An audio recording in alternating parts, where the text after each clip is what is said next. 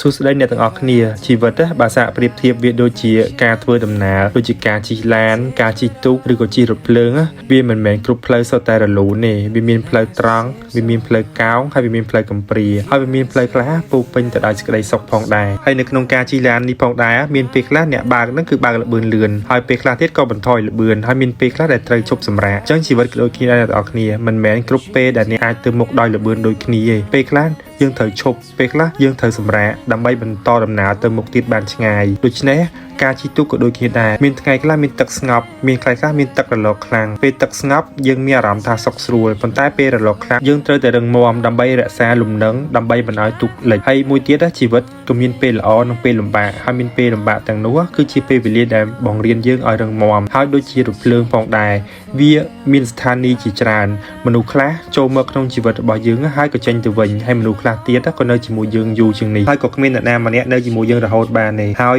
នេះគឺជាផ្នែកមួយនៃការធ្វើដំណើរអ្វីដែលសំខាន់ណាមិនមែនយើងទៅដល់គោលដៅលឿនប៉ុណ្ណាទេប៉ុន្តែវាគឺជារបៀបធ្វើដំណើររបស់យើងហើយមួយទៀតតើយើងរីករាយជាមួយនឹងផ្លូវដែលយើងកំពុងតែទៅឬក៏យើងបានរៀនអ្វីដែលយើងបានជួបតាមផ្លូវហើយមួយទៀតតើយើងកំពុងតែរស់នៅក្នុងពេលបច្ចុប្បន្នដែរឬទេមួយទៀតកុំប្រញាប់កុំបារម្ភអំពីគោលដៅពេលខ្លះសេចក្តីសុខស្ថិតនៅលើផ្លូវដែលយើងកំពុងតែដើរហើយជាចុងក្រោយនេះខ្ញុំសូមផ្ដាំទៅអ្នកទាំងអស់គ្នាថាជីវិតមិនមែនជាការប្រណាំងទេវាគឺជាការធ្វើដំណើរហើយយើងជាអ្នកបើកបរយើងជាអ្នកជ្រើសរើសទិសដៅហើយនឹងសម្រេចថាតើដំណើរនេះមានន័យប៉ុណ្ណាហើយមួយវិញទៀតចូលបើកបរជីវិតរបស់យើងនៃការយល់ដឹងដោយភាពអត់ធ្មត់និងដោយចិត្តដែលរីករាយ Nothing's gonna change my love for you. You ought to know.